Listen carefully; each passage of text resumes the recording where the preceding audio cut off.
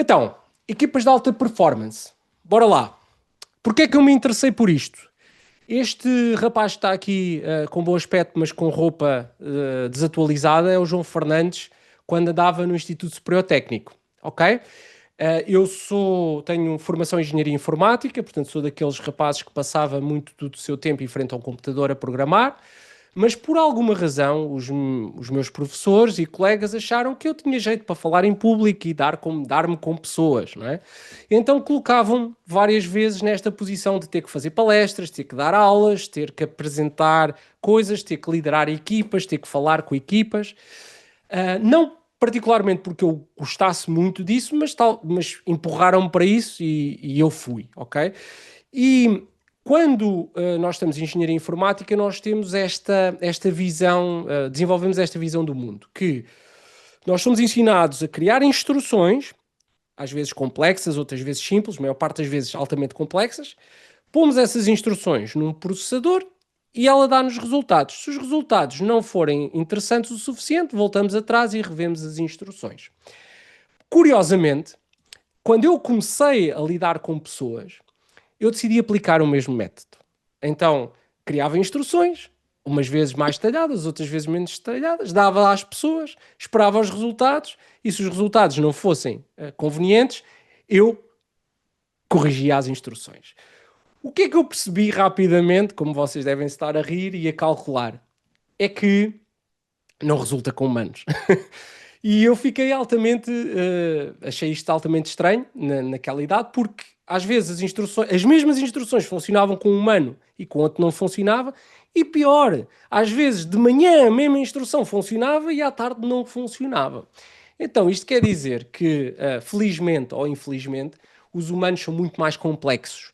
E quando nós falamos em liderar humanos e liderar equipas de humanos ou de pessoas, existe este novelo de variáveis que nós temos que ter em conta para que seja possível levar-nos para os resultados. E é por isto que é difícil e é frustrante lidar com pessoas, porque ao mesmo tempo que são espontâneas e nos dão novidade e nos dão imprevisibilidade, muitas vezes também nos dão frustração, ok? O que eu vos trago hoje é falar um bocadinho da minha experiência ao longo dos últimos 15 anos a montar equipas, a falhar a montar equipas, a tentar entender pessoas, ok? E vou falar essencialmente de 4 coisas. Porquê é que este tema é relevante para ti? Quais são as dinâmicas que tu tens numa equipa que podem impactar resultados positivamente ou negativamente? Quais são os fatores que eu considero mais determinantes para que uma equipa aumente a sua performance e quais são os fatores determinantes para condicionar e minar a performance de uma equipa, ok? E depois vamos ter aqui um espaço para trocarmos algumas ideias e vocês fazerem aqui algumas perguntas, ok? Então, porquê é que isto é relevante para ti, mesmo que não tenhas uma equipa? Porque esta visão de eu e os meus resultados ser uma linha reta, perfeitamente clara, não dependente de mais ninguém, não existe em praticamente sítio nenhum. E a verdade é que a maior parte dos nossos resultados, de uma forma ou de outra, dependem de outros. Às vezes dependem dos nossos pares, às vezes dependem do nosso chefe, às vezes dependem do outro departamento, às vezes dependem dos nossos fornecedores, às vezes dependem dos nossos clientes. Então todas essas pessoas que contribuem positivamente ou negativamente para o atingimento dos nossos resultados são e devem ser considerados a nossa equipa. Nós, quer isso seja claro para nós ou não, nós trabalhamos em equipa com os nossos clientes, nós trabalhamos em equipa com os nossos fornecedores, nós trabalhamos em equipa com os nossos colegas, ok? Porque é a única forma que nós temos de os incluir positivamente nos nossos resultados, ok? Então, eu criei esta imagem porque é isto que eu quero fazer com vocês hoje. Quero-vos pôr aqui na posição do explorador do National Geographic, ou olhar para uma equipa com os olhos de quem está a observar o comportamento humano e a tentar entendê-lo, ok? E, portanto, nós não podemos fazer muito barulho, que assusta os animais, temos de estar aqui escondidinhos, mas o que eu vos vou dando é, no fundo, algumas indicações sobre como vocês podem entender melhor, trabalhar melhor e potenciar melhor as vossas pessoas e o comportamento delas. Então, quando nós agarramos em várias pessoas e as juntamos no que nós chamamos uma equipa, um grupo de pessoas, pode acontecer muita coisa e nem sempre positiva. Okay? Então, eu queria-vos aqui uma escala que muitas vezes nós temos percepção dela, mas não de forma tão estruturada e racional, que indica se nós, ao agrupar pessoas, perdemos valor, mantemos valor ou multiplicamos e potenciamos valor. Okay? O que é isto na prática? Quando eu junto duas pessoas e a produtividade, a produção, os resultados dessas duas pessoas são inferiores à soma do que seria eles a trabalhar individualmente, então eu estou a perder valor. Se eu agrupo duas pessoas e a soma dos resultados delas é apenas e só a soma dos resultados individuais, que eu conseguiria com cada um individualmente, então o valor individual é mantido mesmo que eu agrupe pessoas. E finalmente, se eu agrupar duas pessoas e de repente o que eu tenho de volta, os resultados que eu tenho de volta, são muito superiores ou são superiores ao que eu teria com aquelas pessoas a trabalhar individualmente, eu tenho um valor individual potenciado no grupo. Okay? Então vamos entrar um pouco mais de detalhe em cada um destes para vocês tentarem começar já a pensar nas vossas equipas e em que zona desta escala vocês estão. Quando o valor de 1 mais 1 é menor que 2, portanto, quando eu agrupo pessoas e o resultado é inferior a mantê-las separadas, acontece quando, por exemplo, existem políticas, burocracias, coisas que eu preciso de aprovar, dependências de outros, medos, pessoas que estão mais preocupadas em proteger a sua imagem do que propriamente a chegar a resultados. Todas essas coisas, toda essa falta de clareza nos papéis, isso é ruído, ok? E esse ruído faz com que as pessoas depois ficam dependentes umas das outras e o seu output diminui, porque é sufocado pelo ambiente, é sufocado pelo grupo. Isto pode parecer muito, como é que eu ia dizer, muito recambulesco, mas isto acontece imenso nas organizações e até em organizações muito grandes, ok? Onde há muitos processos, há muitos passos, há muitas coisas e realmente as pessoas não conseguem entregar aquilo que poderiam, ok? No 1 mais 1 igual a 2, as pessoas mantêm a produção, é uma equipa que produz resultados, ok? Tem normalmente papéis muito claros, eu faço as vendas, tu fazes o marketing, eu faço o relatório, tu fazes o e-mail, eu faço a reunião, tu fazes, não sei, vais fazer formação da equipa. Portanto, há muitas praias e cada praia está muito bem definida. E, portanto, as pessoas são especializadas, as pessoas, de facto, entregam aquilo que é suposto entregar, mas elas não colaboram, não brilham em conjunto, não crescem em conjunto necessariamente. Isto não quer dizer que elas não falem, que elas não comunicam, mas a base do trabalho, a base dos resultados advém do esforço individual e não do esforço coletivo da equipa. Okay? Quando nós vamos para 1 mais 1 maior que 2, ou seja, quando o grupo potencia o valor individual, nós vamos para um cenário onde o resultado era impossível se não tivesse sido feito em grupo. Okay? É aquela ideia de que nós nunca teríamos chegado aqui sem a colaboração de todos. E normalmente essa colaboração é assimétrica. Nem todos colaboram da mesma forma nas mesmas coisas. Okay? E isso é que é bonito. Curiosamente, este estágio ou este nível de performance das equipas é muito mais claro quando vocês veem uma equipa de futebol, uma equipa de alta performance, de basquete, uma equipa desportiva, ok? Porque aí é muito claro que cada um tem uma função, mas que eles todos estão articulados para que o resultado seja, para que eles cresçam todos uns com os outros, ok? Cada um eleva o outro. Mas é muito difícil atingir este nível num ambiente corporativo, ok? Então, uma equipa de alta performance é um grupo de pessoas que estão comprometidas com uma missão, com um propósito, que estão alinhadas numa estratégia, que confiam umas nas outras suficientemente para se estarem vulneráveis e deixarem-se ajudar e pedirem ajuda, tomam decisões de forma autónoma, muitas vezes incorrendo em risco de falharem, e que estão orientadas para terem resultados, mas com uma responsabilidade coletiva, ou seja, construindo processos, construindo e melhorando toda a equipa e todos os parceiros dessa equipa. Okay? Então, quando olhamos para estudos que foram feitos nesta área, vemos que 80% das equipas estão nesta bola amarela que vocês estão aqui a ver. Ou seja, são equipas que não são deficitárias, que não são tóxicas, onde não há um conflito aberto, onde as pessoas não se chamam nomes, não gritam, onde há resultados, onde muitas vezes há resultados inconsistentes, às vezes há mais, às vezes há menos. Normalmente esses resultados, quando analisados de fora, parece que requerem esforço a mais, ou seja, as pessoas estão a dar mais esforço para aqueles resultados do que era necessário, mas que raramente passam ou se potenciam umas às outras. Há muito uma divisão de papéis, eu faço isto, tu fazes aquilo, ok? 80% das equipas estão aqui, nesta bola. Atenção que, apesar de eu vos estar a explicar isto tudo, eu próprio, ao dia de hoje, tenho equipas dentro desta bola e outras equipas um bocadinho mais para a direita, ok? Portanto, é normal isso. O que é importante é vocês terem consciência disso e depois, na vossa estratégia, terem isso em conta, ok? Para não terem um desfazamento e acreditarem ter uma equipa muito boa ou uma equipa muito má, quando na realidade estão dentro do que é normal, ok?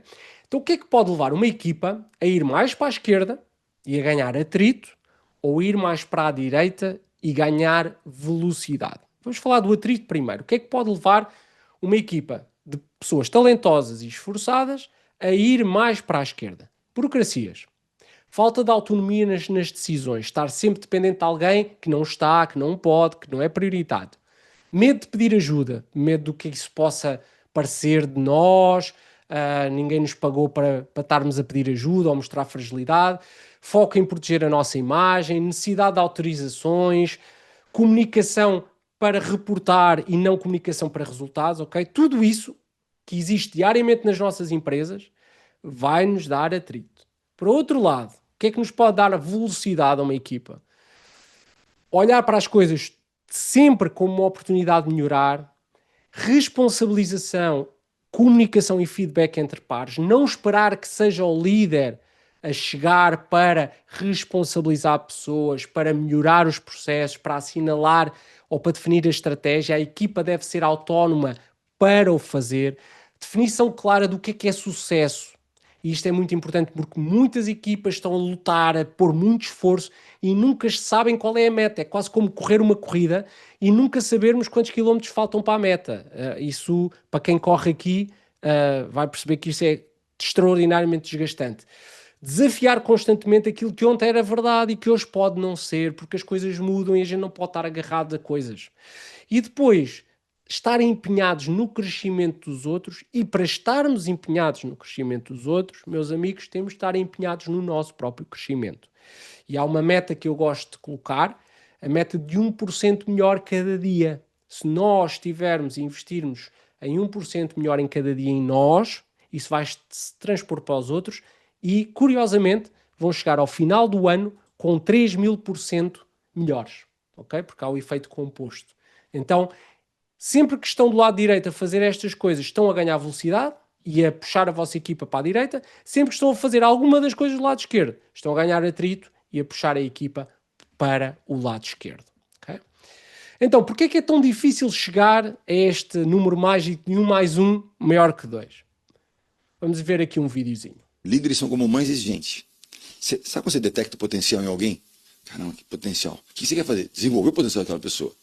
Então a gente vai e cobra. Tem condição, ela tem condição, vou desenvolver, vou cobrar dela. Mas a gente cuida. Então a pessoa tem que sentir isso, né? Cobram e cuidam.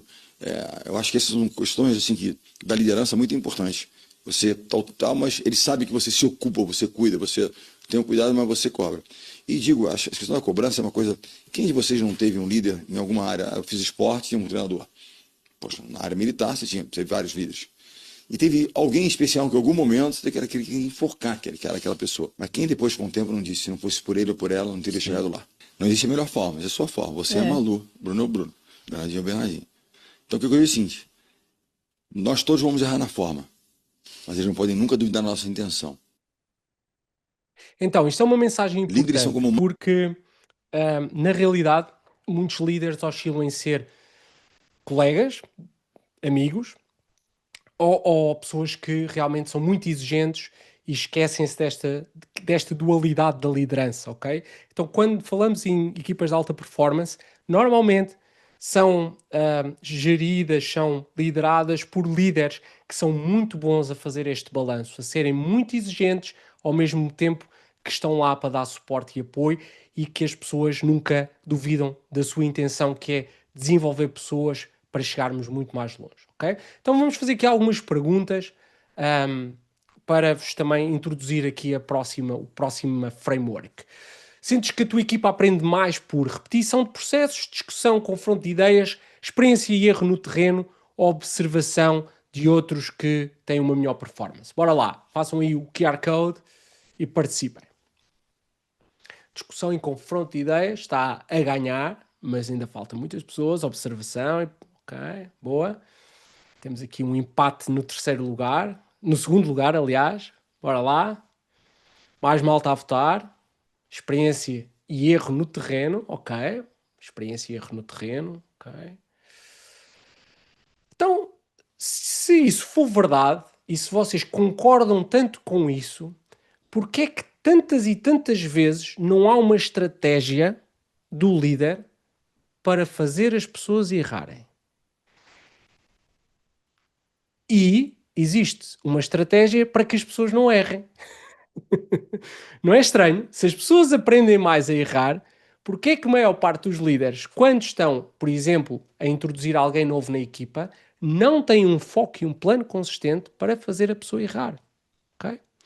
E a verdade é que não têm. E é exatamente por isso que grande parte dos onboardings e grande parte da introdução de novos elementos na equipa é tão frustrante, porque o erro é inevitável e como não há um plano para esse erro, o erro depois acontece no pior momento, na pior circunstância. Okay?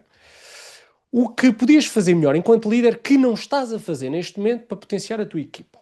Bora lá, introspeção.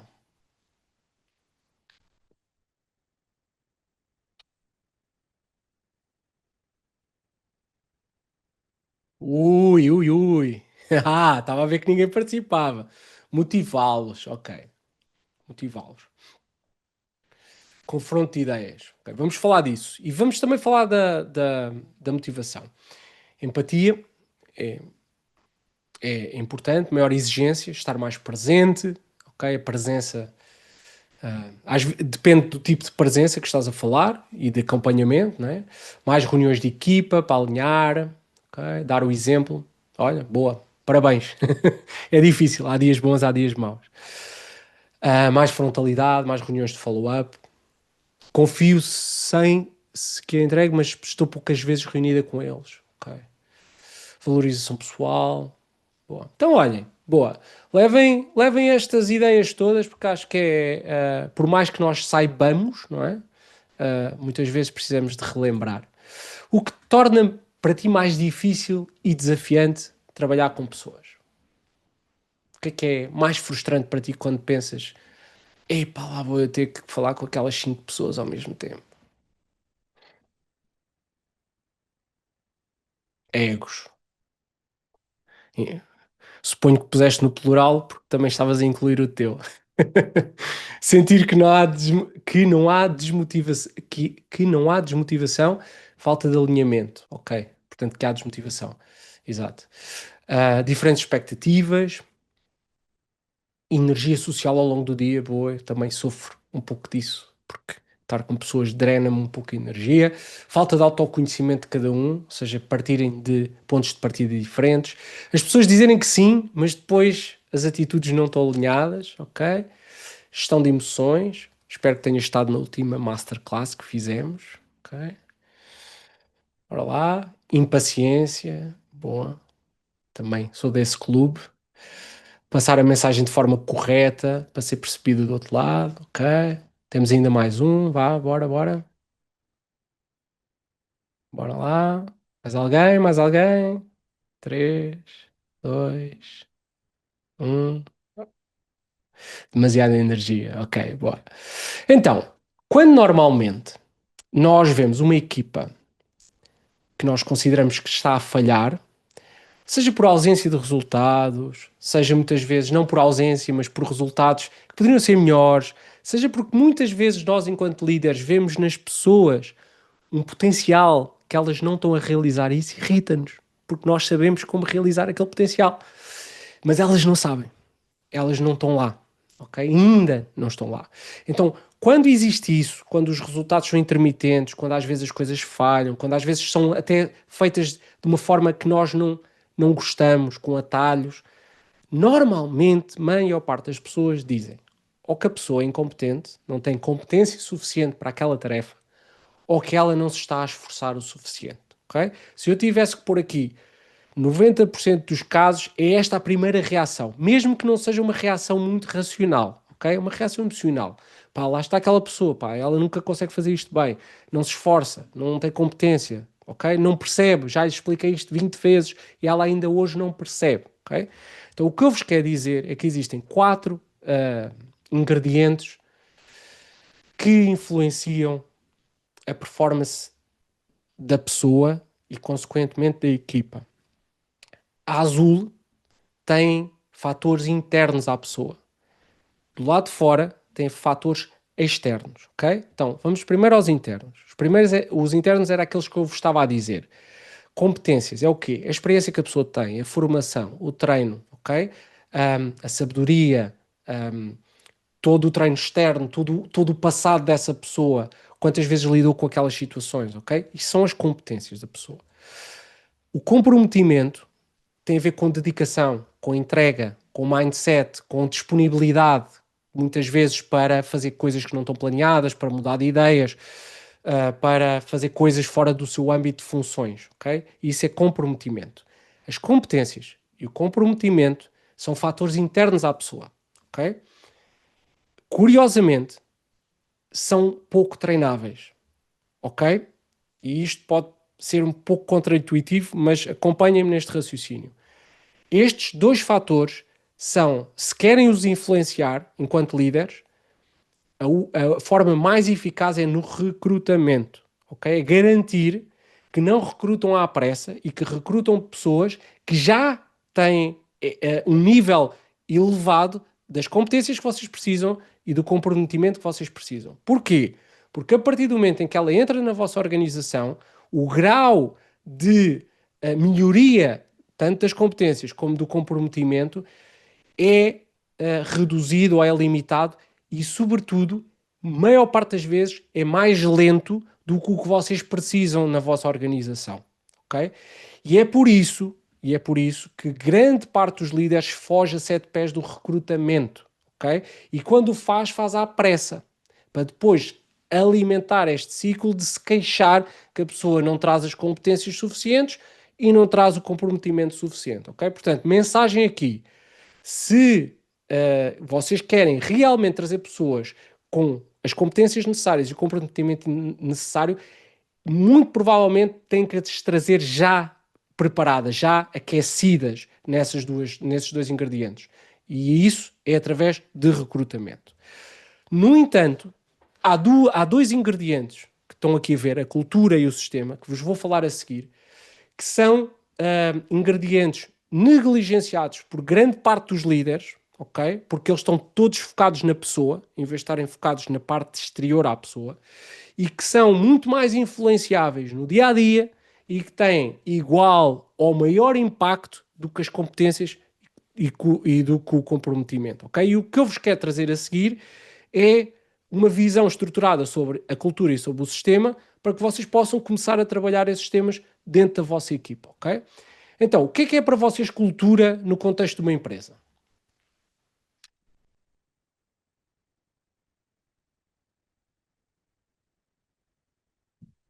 Bora lá.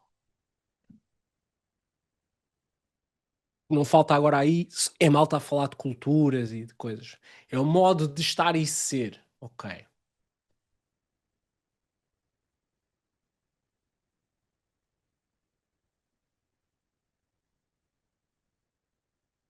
Já agora, há demasiado ruído à volta da cultura nos dias de hoje. Se vocês forem ao LinkedIn, é só artigos geniais sobre cultura organizacional. Muitas vezes não, confunde-se cultura com escorregas no escritório e outro tipo de coisas que não são bem o que realmente é cultura. Valores partilhados, prática comum, ok? Um terreno fértil para criar algo, ok? Está relacionado com os valores da empresa. Não concordo. Está relacionado com os valores das pessoas que compõem a empresa, ok? Como irás ver a seguir. Alinhamento com os valores e visão da empresa. Ok, boa. Então, eu vou parar aqui porque já sinto que faz sentido introduzir aqui uma coisa. A cultura não se define, ela emerge. Ok? O que é que eu quero dizer com isto? Eu posso escrever aqui no meu livro da empresa, na minha Bíblia da empresa, que nós valorizamos a honestidade. Se eu recrutar pessoas que não têm a mesma definição de honestidade do que eu, porque honestidade não tem uma definição única, então o valor que vai persistir na cultura da empresa é das pessoas que compõem essa empresa. Okay? Por isso é que muitas vezes há um desfazamento, e falei disto num dos podcasts com o Rui Pedro Alves, quem quiser, é um excelente podcast sobre cultura, em que ele disse que houve um dia que chegou à sua própria empresa e sentiu vergonha. Sentiu que aquilo não representava o que ele acreditava. Okay? Exatamente por isso, porque o líder, o CEO, o dono da empresa, não controla a cultura.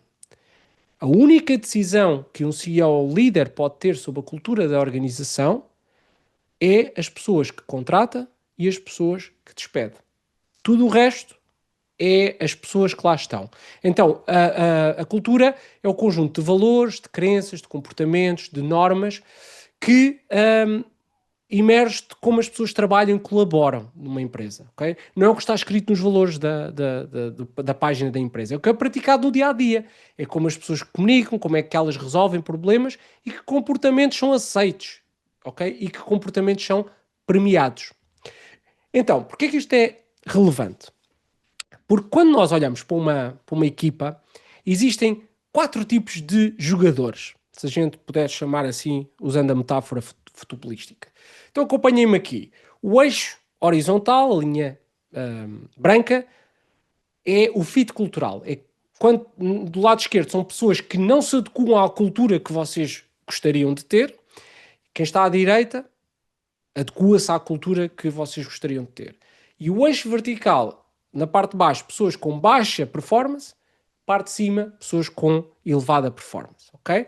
Então, vamos começar a perceber o que é cada um destes jogadores em mais detalhe. Os A-players, portanto, pessoas com elevada performance e elevado alinhamento cultural, são pessoas que entregam acima da média, estão alinhados com as vossas culturas, com o vosso valor, com aquilo que vocês gostavam que a empresa fosse, são muito motivados por desafios e metas, gostam de ser medidos e querem ser medidos, querem ter processos. Se vocês não lhes dão processos, eles vão criar os seus próprios processos, porque são organizados, são estruturados. E mais, olham à volta e se virem alguém que tem potencial para crescer, que tem vontade para crescer, são os primeiros a dar-lhe a mão e a trazê-los para a sua equipa e fazê-los crescer, porque eles gostam de ver os outros crescerem. Okay? Então, como é que vocês, enquanto líderes, podem tirar partido destes A-players? Vocês têm que criar uma cultura de excelência, porque a pior coisa que podem fazer é ter uma cultura que não é meritocrática.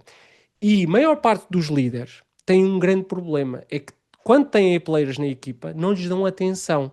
Sabem porquê? Porque eles dão resultados e têm um bom fit cultural. Portanto, eles estão bem, eles estão lá, eles são autónomos, eles conseguem fazer as coisas que têm a fazer, não precisam de babysitting. Então, nós viramos para os mais fracos. Só que eles também precisam de ser encorajados, eles também precisam de ser desafiados, eles precisam de ser reconhecidos. E nós temos que lhes dar a oportunidade, por exemplo, para liderar outros, para trazer uma equipa, para criar alguma coisa de novo. Eles precisam desse estímulo, ok? Senão vamos perdê-los. Depois temos os B-players. Os B-players são aquelas pessoas que têm uma performance mediana, ou seja, entregam, às vezes, outras vezes não entregam, às vezes é preciso ir lá abaná-los um bocadinho e eles entregam, mas depois se a gente sai fora, eles abrandam. Mas são pessoas tão simpáticas que a gente conseguia deixar os nossos filhos com eles. São pessoas extraordinárias, confiáveis. A gente gosta deles, ok? E por gostarmos deles é que muitas vezes confundimos esforço com resultados. E estamos sempre à procura de quando é que aquela pessoa entrega para dizer, ele está a melhorar. E depois quando ele não melhora no mês seguinte, a gente diz, mas ele esforça-se tanto. Então vamos nos enganando a nós próprios para manter estas pessoas por afeto, por apego emocional, ok? Eles são pessoas que normalmente preferem uma estabilidade, preferem ambientes mais previsíveis, ok? E têm uma performance mediana, ok? Então, como é que nós devemos lidar com estes B-players? Eles precisam de um plano de desenvolvimento, porque ou nós aceitamos que eles não vão passar dali e está tudo certo, ou se nós queremos que eles caminhem no sentido do player A, mesmo que não cheguem lá, nós temos que ter um plano de desenvolvimento para eles. Temos que criar incentivos para eles, se calhar temos que os pôr juntos a um A-player, se calhar temos que construir equipas e potenciar o facto deles ambos partilharem a cultura para se ajudarem uns aos outros, ok? E esperar que haja uma transformação e uma melhoria, nem sempre acontece, ok? E, como irão ver a seguir, também nós não podemos ter uma equipa só de A-players, isso é uma ilusão, ok? Então os B-players também são importantes numa organização. Depois temos os C-players, muito típico das equipas de vendas. Elevadíssimos resultados, custo o que custar. Custo o que custar. Se é possível, se necessário, saltam por cima do colega, escondem coisas, fazem maroscas, ok? Mas apresentam resultados. E normalmente são pessoas muito individualistas. Não gostam de seguir regras. A gente diz assim, precisas de inserir as coisas no CRM. Mas porquê? Insiro quando tiver tempo. Ok? São pessoas que constantemente desafiam os processos porque se sentem acima dos processos. E são normalmente muito tóxicos. É muito importante vocês, enquanto líderes, nunca confundirem um A-player com um C-player. E grande parte dos líderes não atuam sobre os C-players porque atuar sobre os C-players constitui uma perda. Uma perda de dinheiro, uma perda de clientes, uma perda de resultados, uma perda de objetivos. Então, muitas pessoas vivem neste mal menor, que é, pronto, mas ele é assim, mas entrega. Malta, nunca. Porquê? Porque estas pessoas vão criar um ambiente tóxico e vão contaminar as outras pessoas. E raramente mudam. Eu até tenho aqui que vocês podiam investir em coaching, mas malta, vamos ser pragmáticos. Esqueçam. Se a pessoa não faz fit cultural, têm que a mandar embora. Hire fast, contrata rápido, despede mais rápido. Tens que ter essa coragem. Eu tive várias pessoas destas nas minhas equipas e não me apercebia do peso que elas traziam a toda a estrutura. Quando as tirei, as outras pessoas que pareciam menos performant brilharam, começaram a brilhar, ok? Então, estas pessoas realmente drenam a energia da equipa e vocês não as podem manter, ok? É muito difícil mudá-las. Depois temos o D-Player. Este é o mais fácil, malta. Não produz e também não está alinhado, ok? Cria um drama, estão sempre em justificações, têm um desalinhamento fraco, pronto. Não vale a pena perder muito tempo nestes. Nem aqui, nem na vossa empresa. É mandá-los embora, ok? Não vale a pena sequer, na minha opinião, investir aqui. Já agora, estes D-players, normalmente, às vezes são pessoas que já estiveram noutros quadrantes daquele gráfico, mas que com o tempo a empresa evoluiu, cresceu, foi para outro mercado, foi para outro negócio, e elas foram ficando lá. E progressivamente foram perdendo a sua ligação à empresa, a sua ligação cultural. Então, às vezes estão lá por laços emocionais, não tanto porque foi uma falha de recrutamento, ok? Pronto. Então, sonho. Adorava ter uma equipa só de A-players. Realidade. Nunca vi isso acontecer em lado nenhum, nem numa equipa de futebol, nem na seleção nacional, infelizmente, ok? Então, a realidade dura é que nós vamos sempre ter pessoas dos vários quadrantes. O que nós temos que ter é uma identificação clara de que quadrante é que está cada pessoa e ter um plano para lidar com essa pessoa na equipa, ok? Como nós não temos só A-players, uma das formas mais eficazes, e vocês falaram nisso nas respostas iniciais, uma das formas mais eficazes de nós protegermos a performance da nossa equipa e a equipa como um todo é através de processos, ok? Processos são, essencialmente, sequências previsíveis, estruturadas, que orientam como é que o processo de trabalho deve ser feito, como é que cada tarefa deve ser feita, ok? Não é o que está escrito no manual, ok? Os processos não têm que estar necessariamente em manuais de 1000 páginas. Podem ser coisas muito simples, pode ser uma bullet list, pode ser uma coisa simples. Mas, sem processos, os resultados da equipa vão depender imenso de sorte, jeitinho ou acaso. Okay? E isso é a pior coisa que pode acontecer, porque às vezes há um trimestre que resulta e temos sorte e jeitinho, e no outro trimestre a seguir já não temos, e as coisas afundam. E então aí leva-nos a falta de consistência nos resultados da nossa equipa. Okay? Então, os processos criam previsibilidade, reduzem erros, facilitam o treino, facilitam a passagem do conhecimento e permitem uma coisa ótima, que é eu pôr mais pessoas sem medo de perder o controle de tudo. Porque também grande parte dos líderes não recrutam, porque só as dores de cabeça que eles antecipam ter por ter mais 10 pessoas na equipa, desistem logo. Preferem fazer eles. Okay? Porque não tem uma estrutura de delegação, não tem uma estrutura de passagem de conhecimento. E os processos também protegem a cultura da empresa, porque definem o que é certo e aceite, o que é errado e não aceite e quais são as consequências, ok? Então, os processos vão vos proteger de formas diferentes, os B-players, C-players e D-players. Os B-players vão ajudá-los a aumentar a produtividade porque vão-lhe dar método de trabalho que eles sozinhos não têm a disciplina para ter. Os C-players vão minimizar o impacto do individualismo e da cultura tóxica, e os D-players vão deixar claro quando a performance deles não é ideal, e assim têm uma forma muito objetiva de decidir a saída dela, ok? Quando nós falamos de processos, também existem 4 tipos de pessoas, ok? E eu agora, neste, eu pus aqui uns bonequinhos para ilustrar melhor isto, ok? No topo, temos pessoas que gostam de ter resultados, querem ter resultados, ambicionam ter resultados, conseguem ter resultados, mas preocupam-se tanto com o resultado como o caminho para lá chegar. Okay? Não basta só ter resultados. O resultado tem que vir de algo que é repetível, que se pode repetir e cada vez com menos esforço. E é por isso que esta pessoa é aquela pessoa que está sempre no top, de trimestre após trimestre, porque consegue desenvolver um sistema para que os resultados venham do sistema e que não venham do seu jeitinho. Okay? Na parte de baixo temos o bombeiro. O bombeiro é o perfil mais comum em Portugal. É a pessoa que se esforça muito, entrega resultados, mas está em constante esforço, está em constante limite, está em constante burnout, se assim se pode chamar. Okay? Porquê?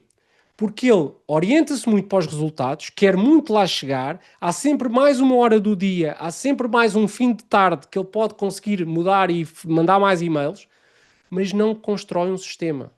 E como não constrói o sistema, todos os dias parte do zero, todos os dias tem que voltar a fazer o mesmo esforço. Okay? Depois temos cá em cima, no C, o teórico, que é muito comum em empresas grandes. É aquela pessoa que lê muitos livros, sabe muito, tira um MBA, eu também tirei, ok? Mas lê muitos livros e diz que tem uma visão clara de como é que as coisas devem ser feitas. E escreve-as e documenta-as e diz este processo deve ter 5 passos e deve envolver este e este deve enviar um e-mail e... Só que depois esquece que a empresa é feita de pessoas e que se essas pessoas não conseguirem executar esses processos só vivem no papel, desligados da realidade. Okay? Portanto, são teóricos. E estes teóricos estão muito mais preocupados em documentar ideias geniais no papel que viram nos livros do que propriamente se essas ideias levam a resultados ou não. Okay? Porque estão desligadas da operação da empresa. E embaixo, aquele que também nós não queremos ter, que é o mix de pouca orientação a processos e poucos resultados, que é o relaxado. Okay? O que eu gostava que vocês retirassem daqui é começassem a olhar para as vossas equipas à luz destes 2 quadrantes. Cultura, performance, resultados, processos. Okay? E começassem a mapear as vossas pessoas, o nome delas e onde é que elas estão. Okay? E qual é o impacto disso no vosso dia-a-dia, na vossa gestão da equipa, na vossa frustração, nos vossos resultados, na vossa consistência, na vossa eficiência. ok? Porque muitas vezes, hum, ao nós não sabermos pôr as pessoas nos sítios certos, ou nem sequer temos esta literacia de pôr as pessoas nestes quadrantes, às vezes estamos a tentar aplicar a mesma receita e ela não funciona, simplesmente porque não estamos a posicionar a pessoa. Por exemplo, um bombeiro, que nós precisamos que ele trabalhe mais processos, ele curiosamente não vai do B para o A, ele vai ter que ir do B para o C e do C para o A, ok?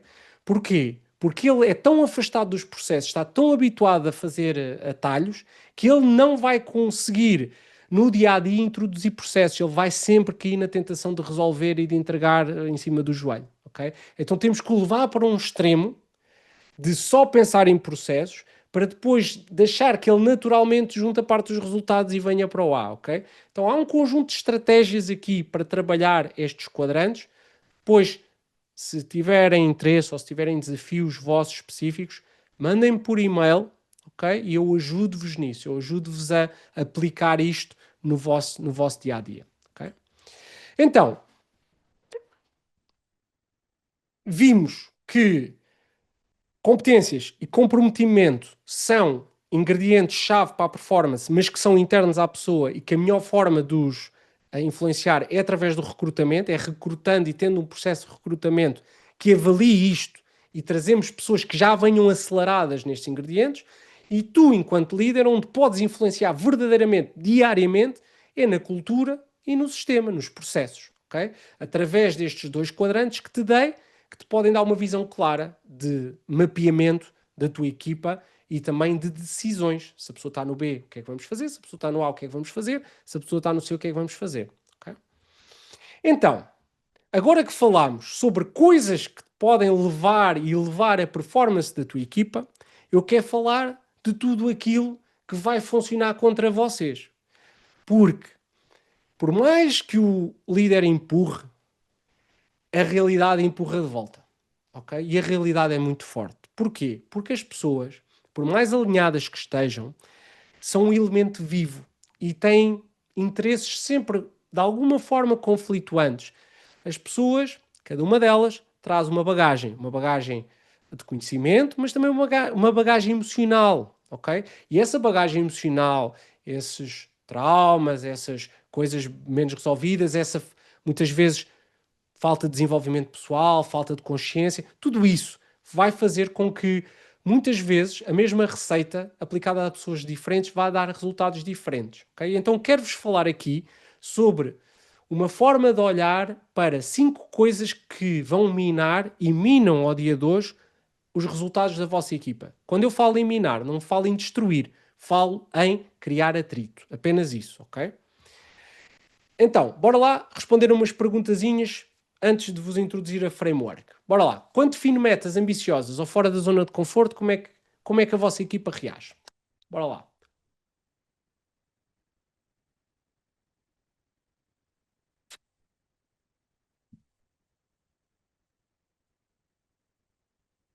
Bora, maltinha. Bora. Ceticismo, resistência passiva. Ok. Ok. Tenho de puxar muito, senão eles não saem do lugar. Ok. Também. Alguns membros ficam entusiasmados e criam aqui ideias para o plano melhorar. Ok. A maioria acata. Portanto, temos aqui puxar muito ou algum ceticismo, ok? Boa. Então, quando alguém faz algo desalinhado com os valores da empresa ou da equipa, mas entrega bem, o que é que vocês já viram acontecer?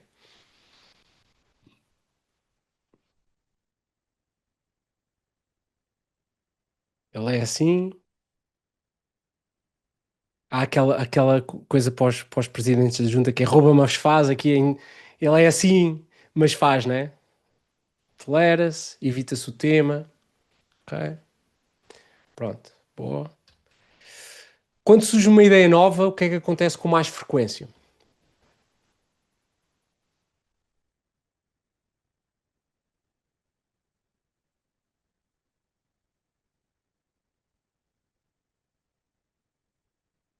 O já tentámos isso antes é típico. Okay? Espera-se que o líder valide. Ok? Pronto, isso indicia, por exemplo, que essa equipa tem pouca autonomia, ok? Que não é capaz de tomar decisões sozinha, não é capaz de tomar risco sozinho. E já vamos ver aí que isso depois vai ter um impacto desagradável nos resultados. Okay? Quando o líder está ausente por uns dias, olha, boa, o que é que acontece? Se é preciso a aprovação do líder, ele não está. Quando tu vais de férias, quando tu queres ir para as Caraíbas 3 semanas para estar sozinho com um copo de rum e Coca-Cola.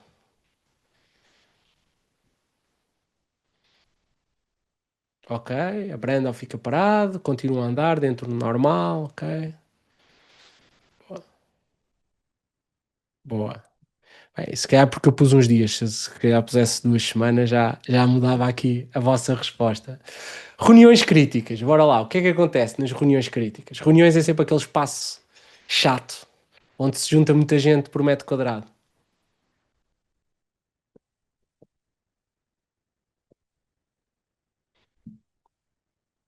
As pessoas ausentes mentalmente levam o computador, o telefone, né? Pessoas evitam expor-se, ok? Mesmo quando às vezes têm algo a dizer. Ok, boa. Quando há falhas, quando a malta se faz algo que não corre bem, o que é que acontece nas vossas equipas?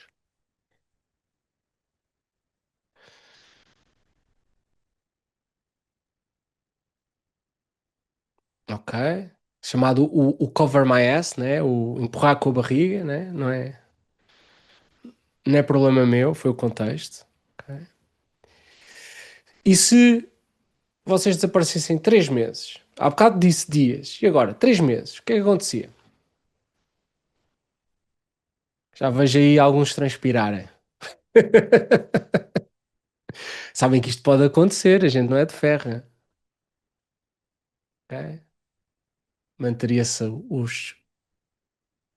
essencial. Então, vamos saltar aqui umas perguntinhas. O que é que eu vos quero dizer com estas perguntas? É que quando nós pensamos numa equipa disfuncional, pensamos muitas vezes numa equipa onde a malta grita uns com os outros, onde há desrespeito, até em ambientes tóxicos, né? Falaram há bocadinho de chefias tóxicas, lideranças tóxicas. E nesses ambientes, as coisas são tão claras que acho que não vale a pena falar delas. É só tóxico, ok? Mas não quero que vocês fiquem por aí. Eu quero falar das coisas que acontecem em todas as equipas, coisas pequenas, atitudes pequenas, ok? Que acontecem nas vossas equipas, que acontecem nas minhas equipas, ok? E que nós, fruto de não termos tempo, de não serem assim tão importantes naquele momento, que nós começamos a normalizá-las e escolhemos ver, mas não agir sobre elas. Porquê é que eu vos quero trazer estas disfunções? Porque eu acho que se vocês saírem de hoje desta masterclass com estas disfunções na cabeça e amanhã começarem o vosso dia com as vossas pessoas, vocês vão estar muito mais atentos. Porque o que mina os resultados numa equipa não são as coisas grandes, ok? Isso destrói a equipa. O que mina a equipa são pequenas coisas que nós toleramos todos os dias ao ponto de as normalizarmos e de elas se tornarem tão normais que são aceitos por todos como uma verdade, ok? Então, quando nós falamos em equipas de alta performance, e o que é que influencia uma equipa de alta performance ou que tem impactos negativos numa equipa de alta performance, não é o talento das pessoas. Muitas vezes são pessoas competentes, têm ambientes serenos, há consenso, não há discussões, há reuniões, há coisas estruturadas, há atas, há processos. Mas mesmo assim, por alguma razão, os resultados não são excepcionais. São medianos, intermitentes. Okay? E eu vou-vos tentar explicar o que é que pode levar a que isto aconteça. Porque às vezes não nos é claro. Porque nós tentamos tudo e parece que os resultados não são os ideais. Então vamos falar aqui, vamos ver aqui um videozinho. Tá trabalhando, o chefe tá chegando. Alô? Alô? Carlos. Carlos, finge que fala comigo aqui rapidinho, só pra gente. Oi, vai. Carlos, antes de fingir que eu vou pagar o seu salário, eu queria dizer que eu estou extremamente satisfeito com o seu desempenho aqui na empresa. Sério mesmo, chefe? Não, na verdade eu estou fingindo. Ah, não, tudo bem, eu me finjo grato, tá tudo bem, chefe. Afinal, faz 15 anos que eu finjo que eu trabalho aqui, né? Então, é exatamente disso que eu queria falar com você. Eu fingi que fiz uma reunião com o pessoal lá em cima. A gente falou um pouco de você, que você finge que trabalha bem. Você finge que fala bom dia todos os dias, você finge que pensa. E acredito que no final do dia você acaba fingindo para os amigos e familiares que você está cansado. Sim, é. Então é fingindo que a gente está pensando no seu bem-estar que a gente decidiu que vai te promover. Sério, chefe, que legal! Eu sabia que você ia gostar. Não, na verdade eu tô fingindo. Boa, Carlos. Essa linha que a gente quer aqui dentro. Mesmo? Não, na verdade eu tô fingindo agora. Ok, então estou a ver, uma empresa como tantas outras, onde toda a gente se dá bem, toda a gente sorri, toda a gente tem boas conversas, mas depois há ali umas coisas por detrás, não é? Que não são assim tão claras e que este vídeo traz uma caricatura delas. Então, há um livro genial, mesmo genial. Existe a versão em português, não sei qual é o nome, se é as 5 disfunções de uma equipa ou se eles às vezes alteram. Portanto, pesquisem na FNAC. É uma ótima leitura de verão, é um livro pequeno, mas que é um livro que fala sobre 5 disfunções que minam uma equipa, ok? E que são coisas silenciosas, não são coisas muito óbvias, ok? São coisas aceites, mas que elas têm uma sequência, elas interlaçam-se umas nas outras e vão minando a equipa por dentro e quando vocês olham, elas estão lá. E estão lá em todas as equipas. Okay? Então, quais são estas 5 disfunções? Isto é uma pirâmide. Okay? Eu vou falar em cada uma delas.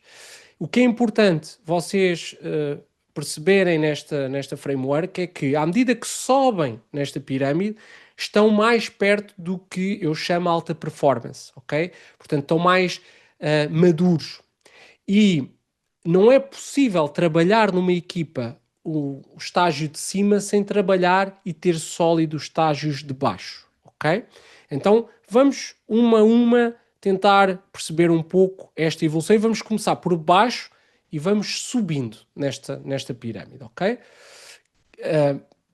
Então, primeira, ausência de confiança, ok? Esta disfunção surge quando as pessoas não se sentem confortáveis para dizer que não sabem, para dizer que erraram, para estar vulneráveis perante os outros. Porquê? Porque pagam-nos para ser competentes, esperam que nós sejamos competentes e, portanto, a última coisa que muitos de nós querem é ser vistos como a pessoa que tem dúvidas, a pessoa que pede ajuda, a pessoa que incomoda os outros. Okay? Então, protegemos-nos não sendo vulneráveis, não admitindo erros, não admitindo que não sabemos, não pedindo ajuda, ok? E evitando-nos expor.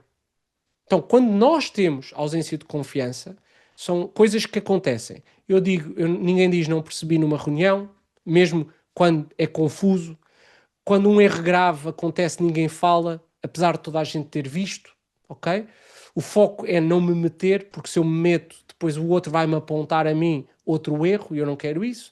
As conversas difíceis não acontecem, mas existe muita conversa de corredor no café, muita frustração que ninguém traz para o grupo, é sempre lidado em novelas de escritório, rádio alcatifa, como eu gosto de chamar, e as pessoas passam demasiado tempo a proteger-se, ok? Às vezes mandam aquele e-mail a dizer eu avisei, com muitos CCs, com muitas pessoas no CC, ok? E-mails longos de justificação, ok? Vocês falaram disso há pouco.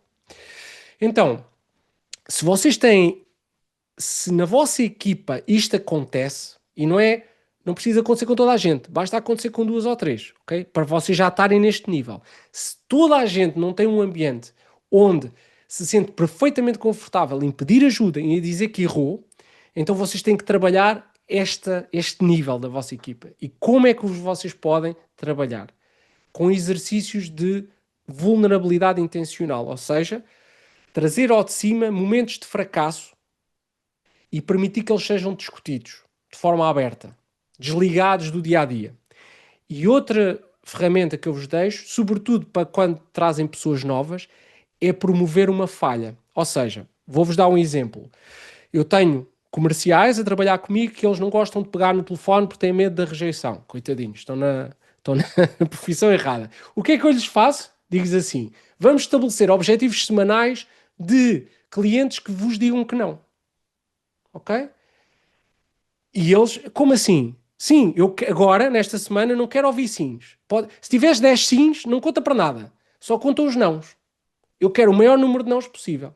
Ok? Então eu estou a promover a falha como um objetivo propositado. Ok?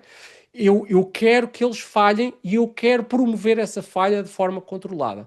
Porquê? Porque isso vai permitir que eles comecem a encarar a falha ou, neste caso o não, como uma coisa natural, uma coisa que faz parte do processo de aprendizagem. Okay?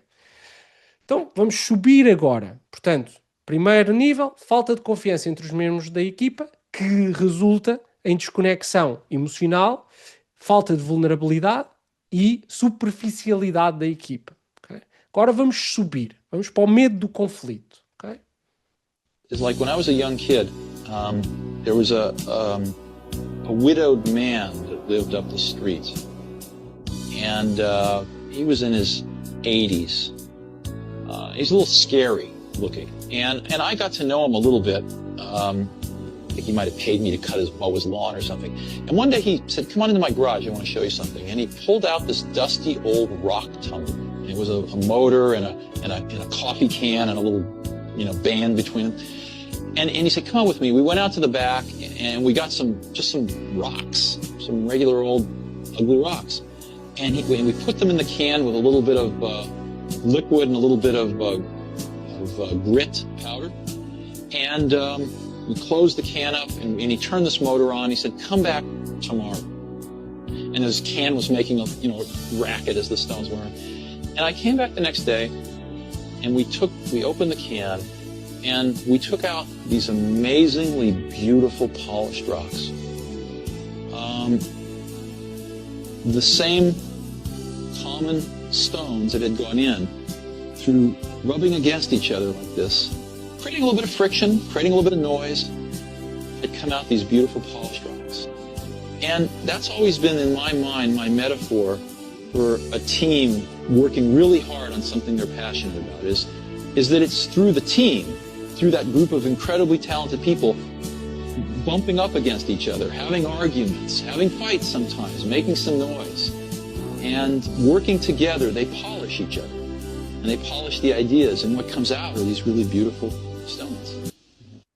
Então, segunda disfunção das equipas. Ok, vamos assumir que as pessoas estão vulneráveis. Já estão vulneráveis.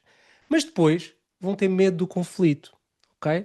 Vão ter medo de pôr os outros em causa. Medo de trazer temas que são desconfortáveis. E conflito aqui não significa gritaria. Ok? Significa nós pormos em causa as coisas. Pormos as ideias em causa. Muitas vezes até pôr a outra pessoa em causa, mas não a nível pessoal. Ok? Não é possível uma equipa com elevados objetivos, realmente comprometida emocionalmente com algo, não discutir. É impossível, ok? Então, quando a equipa, ou os elementos da equipa evitam conflito e em onde as coisas todas parecem estar em harmonia, perde-se a oportunidade de debater ideias. Perde-se a oportunidade de desafiar o que a gente acredita que é correto, mas que outra perspectiva pode nos dar uma coisa, um twist, uma perspectiva diferente. Perde-se a possibilidade de tomar decisões melhores, ok? E é muitíssimo comum, é pouquíssimo comum, aliás, encontrar equipas que dominem a arte do conflito, ok? Então, coisas como reuniões onde todos concordam, há dúvidas? Não há, ok? Parece-vos bem? Ótimo, ok? Pessoas que olham para aquilo, veem não sei quantos ângulos mortos, mas, se ele diz, é porque ele sabe. Não vou dizer que ele está errado, ele até é sénior, ou ele até é o CEO, ou ele até é o chefe. Quem sou eu para colocar em causa os outros? Mesmo tendo uma visão que muitas vezes tem mais detalhe do que a pessoa que está a apresentar ideias. As conversas sobre performance, resultados, atitudes, são deixadas em banho-maria porque ainda não é o momento certo. Eu depois falo com ele. Deixa as coisas assentarem. E depois quando é que se fala? Nunca, ok? E nesta disfunção, equipas com esta disfunção, a discórdia ou alguém discordar é sinal de perigo ou que alguém está a atrasar o progresso, ok? E isso é perigoso. Então o que é que vocês podem fazer E eu estou-vos a entregar a disfunção, a situação em que a disfunção normalmente aparece e aqui alguns truques para ajudar nessa disfunção. Então, quando há um medo do conflito, quando vocês identificam o medo do conflito, definam as regras do conflito. O que é um conflito saudável? O que é esperado das pessoas numa discussão, ok? E não se contentem com concordam sim. Não. Então, onde é que isto vai falhar? Como é que eu posso ver isto de forma diferente? Onde é que tu vês ou viste isto falhar antes? Quais são os riscos aqui? E quando começamos a dissecar estas perguntas, começam a aparecer as oportunidades para ter um conflito saudável, para ter uma discussão, para ter vários pontos de vista diferentes. Okay? Então, falta de confiança, desconexão e superficialidade. Temos confiança, passamos ao medo do conflito, harmonia artificial. Okay? Quando vocês sentem que está tudo em harmonia, é porque, de certeza, que não estão a existir conflitos de ideias saudáveis. Okay? Tendo isto, passamos para o nível seguinte, a falta de comprometimento ou de compromisso. O que é isto? É entrarmos numa reunião, toda a gente no abstrato concorda com a estratégia, pá, vamos ter um objetivo de faturar 1 milhão no próximo trimestre. O que é que vocês acham? Ok, está fixe. Discutimos aqui, até conseguimos discutir a estratégia, mais para online, mais para a loja física, como é que é. Ok, pronto. Vamos a isso? Vamos. O que é que acontece? Nada. Porquê? Porque para haver compromisso, tem que haver clarividência sobre o que é esperado de cada pessoa, ok? Tem que ser claro o que é que naquele plano depende de ti, de mim, da outra pessoa e não decisões vagas, ok? Também não pode haver situações em que tu estás comprometido com algo e eu depois venho e mudo o plano e afinal já é mais qualquer coisa, ok? Estas intermitências que são muito comuns nos líderes fazem com que as pessoas não se sintam comprometidas, não queiram assumir o compromisso, não saibam sequer que esse compromisso é delas. E depois, mais tarde, quando as coisas não resultam, vem o líder e pergunta: porquê é que isto não foi feito? E a pessoa vai entrar na defensiva, ok? Então, coisas que trazem ao de cima, ou situações que vocês podem identificar na vossa equipa. Decisões feitas, todos concordam, mas não é claro o que é que cada um tem que fazer. Reuniões que deixam coisas em abertas e vamos ver, vamos precisar de mais dados, logo decidimos, que depois acaba por nunca acontecer. Membros das equipas, após uma decisão, continuam a questioná-la ou à espera que ela falhe para depois virem dizer: estão a ver, eu tinha uma opinião contrária e eu é que estou certo, ok? E isto é terrível, porque há uma coisa sagrada nas equipas de alta performance: disagree and commit. Em português, eu discordo, mas comprometo-me. A partir do momento em que a gente, enquanto equipa, decide numa estratégia, quer eu concorde com ela ou não, tivemos a oportunidade de ter conflito, tivemos a oportunidade de discutir ideias, tive a oportunidade para expor o meu ponto de vista. A partir dali, se a equipa decide outro caminho, eu tenho que me comprometer com esse caminho como se fosse o meu. Não posso estar à espera que falhe, ok? E não ter prioridades claras. Tudo é urgente, mas depois passamos de urgência em urgência e nada é levado até ao fim, ok? Então, ajuda técnicas para vocês a trabalharem esta disfunção. Criar prazos e prioridades. Isto parece uma lapaliçada, mas na realidade poucas vezes eu vejo isto a acontecer, poucas vezes eu vejo a sairmos de uma reunião com clareza sobre o que é preciso entregar, quem e quando, ok? Perguntar à pessoa o que é que ela entendeu que é responsável, porque às vezes a gente acha que disse à pessoa o que a gente espera dela, mas ela não entendeu a mesma coisa, ok? E para isso é preciso também definir critérios de sucesso, que é considerado o sucesso, porque às vezes nós achamos que é uma coisa e outra pessoa acha que é outra. E depois ela entrega com todo o esforço aquilo que ela achava que era o sucesso daquela tarefa e a nós não nos chega porque estávamos à espera de outras coisas, ok? Deixa-me passar aqui o slide. Desculpem lá que isto...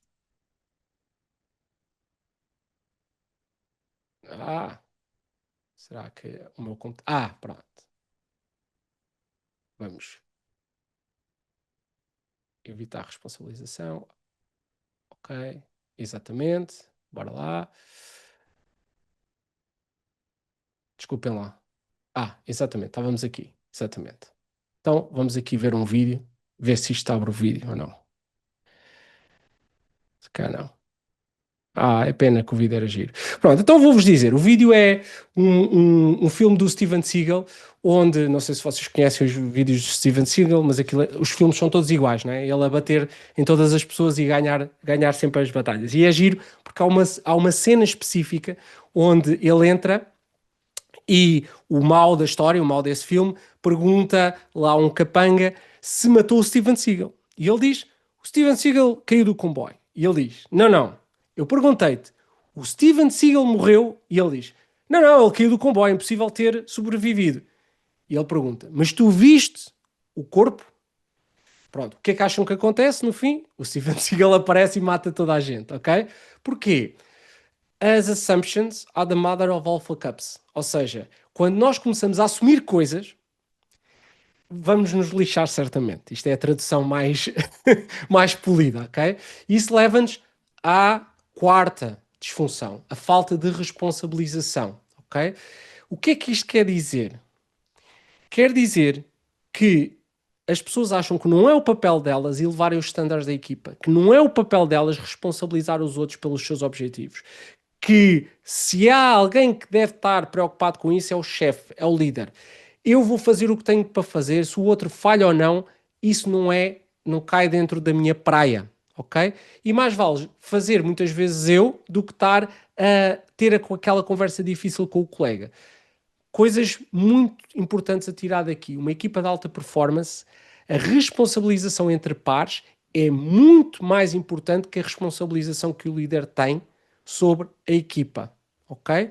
Tem que haver responsabilização mútua. Então, se vocês estão numa equipa em que os colegas não se responsabilizam uns aos outros, que não apontam as falhas uns dos outros, não é só apontar as falhas, é obviamente estar lá para ajudar a equipa, mas onde acham que isso é o papel do chefe resolver, onde veem pessoas que não estão alinhadas culturalmente, que não têm as atitudes corretas, mas que estão à espera que o chefe note para as despedir, porque elas não vão mexer uma palavra, não vão dizer nada sobre isso, porque não é a sua responsabilidade, apesar de não gostarem e apesar disso impactarem os seus resultados, então é uma equipa que está a evitar a responsabilização, ok? Então, quando nós falamos em cultura, ela não se define de cima para baixo. A responsabilização dos pares é dos elementos mais poderosos e que mais é negligenciado, porque as pessoas sentem que não têm essa responsabilidade, que não têm esse poder, associam muito isso a poder, a hierarquia, quando isso é falso. Se todas as pessoas forem exigentes umas com as outras, como são consigo próprias, toda a equipa melhora, e isso é que é mágico nas equipas, e aí é que estamos num mais um maior que dois, ok? Então, por exemplo, as tarefas não são concluídas e ninguém cobra, ok? Os resultados não são atingidos, há falhas nos processos e ninguém está interessado em melhorar isso. As pessoas sistematicamente falham e ninguém aborda. Estão todos à espera que deve vir o chefe, deve vir alguém, deve vir o Messias falar com essas pessoas, porque eles não gostam, não têm jeito, não se sentem responsáveis por isso. Muitas vezes isso impacta os teus resultados, mas ainda assim tu preferes fazer tu a teres a conversa difícil. E depois vais-te queixar no café aos teus colegas, ok? Vais dizer, aquele gajo, aquela pessoa, não... Mas não fazes nada, não vais lá ter e não dizes, porque achas que isso é responsabilidade do outro, ok? Então isso vai abaixar a performance da equipa. E vamos começar a misturar esforço com resultados. Às vezes aquela pessoa também, mas ele é tão esforçado, ele é boa pessoa, ele precisa disto, ok? Mas isso não vos leva aos resultados. Okay? Pronto, então, como é que podem trabalhar isso? Primeiro, normalizar conversas difíceis entre pares, ok? Deve haver conversas difíceis entre pares. Deve haver palmadinhas nas costas, mas também deve haver puxões de orelhas se necessário, ok? Recompensar claramente e à vista de todos quem o faz, ok? Portanto, a pessoa que quer fazer diferente tem que ser recompensada e esse comportamento tem que ser elogiado à vista de todos. E uma das técnicas melhores que vocês podem usar é a equipa traz um problema ou alguém traz um problema e vocês mandam-nos ser autónomos, que é esta palavra que está aqui, é a autonomia da equipa.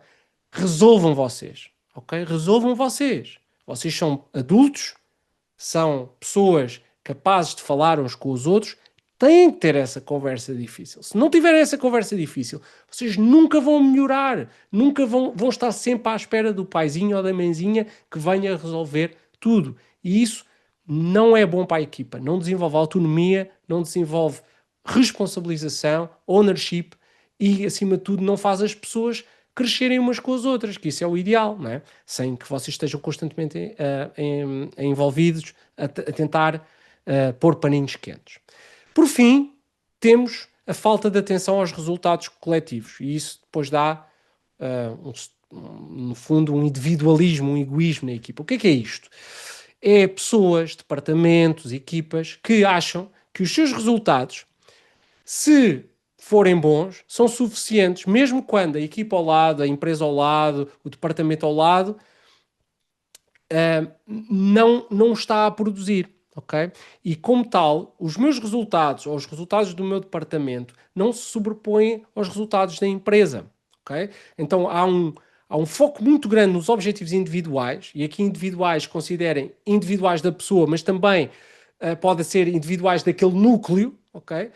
E depois há um núcleo maior que é simplesmente ignorado. E toda a gente vive feliz e contente porque está a atingir resultados, quando na realidade esses resultados não estão a empurrar a empresa para o sítio certo, porque há falta de resultados partilhados. E isso começa a fazer com que as pessoas sejam mais individualistas ou comecem a existir ilhas, ok? Coisas onde isto acontece, ou situações. Pessoas que estão preocupadas em proteger o seu território, ou seja, mas a minha equipa funciona muito bem. Se a tua equipa não funciona muito bem, é por culpa tua, tu resolve. Quando há muitas métricas individuais e não há, por exemplo, o meu vendedor, este vendedor conseguiu passar todas as marcas, mas todo o restante da equipa não conseguiu, ok? E nós estamos a valorizar imenso aquela pessoa, quando na realidade ele não está consciente de que os seus resultados por si só não vão levar a empresa a outro nível, ok?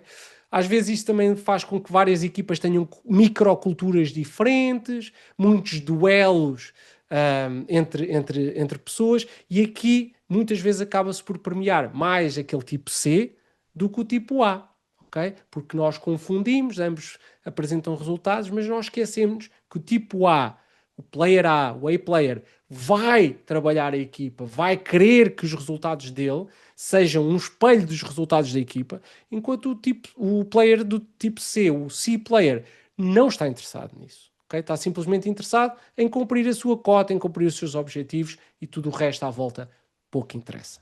Okay? Para combaterem isso, vocês devem definir objetivos coletivos, públicos, okay? E repensar como celebram o sucesso. Muitas vezes a gente fazemos entregas de prémios, fazemos muitos destaques individuais, fazemos as pessoas brilharem muito individualmente e esquecemos de fazer brilhar a equipa. Okay? E às vezes é preciso um bom balanço. Não quer dizer que não se permeie a pessoa individual, porque ela também pode ser um role model para o resto da equipa, mas termos a noção que os objetivos coletivos muitas vezes são muito mais importantes. Okay? Então, com isto, cobrimos as 5 disfunções de uma equipa e os impactos que elas têm. Normalmente o que eu faço quando começo a trabalhar com uma equipa é tentar avaliar em que estágio, em que nível da pirâmide é que a equipa está, ok? E isso é muito importante, malta, e não há mal nenhum em estar na última, ok? Às vezes a malta, eu até ponho a malta a autoavaliar-se e eles dizem, não, o que nos falta aqui é comprometimento, e depois vamos a perceber, isso é apenas um sintoma da falta de confiança ou do medo do conflito, ok? Então, fazer a vossa autoavaliação da equipa, pôr a própria equipa a fazer a autoavaliação em que nível estão, e depois terem um plano para ir subindo nesta pirâmide. É difícil, ok? É um processo longo, envolve muita liderança, e muitas vezes nós não conseguimos e voltamos atrás. Eu já tive equipas que estiveram lá em cima e depois voltaram a baixar, e depois voltaram a subir e voltaram a baixar. Agora, uma coisa é certa, não vale a pena vocês pensarem em ter resultados coletivos de uma de uma equipa se vocês têm estas disfunções todas latentes na vossa equipa, no dia-a-dia, a minar todas as estratégias que vocês tentam implementar na vossa equipa. E reparem, todas estas disfunções acontecem com pessoas talentosas, capazes, esforçadas, com competência. Okay? Portanto, todas aquelas características que a gente falou atrás podem estar todas. Até podem ter uma equipa só de A-players. E isso não quer dizer que estas disfunções não existam e não tenham que ser endereçadas por vocês. Portanto, quanto mais alto nesta pirâmide vocês subirem, mais madura está a vossa equipa no que toca alta performance. Okay?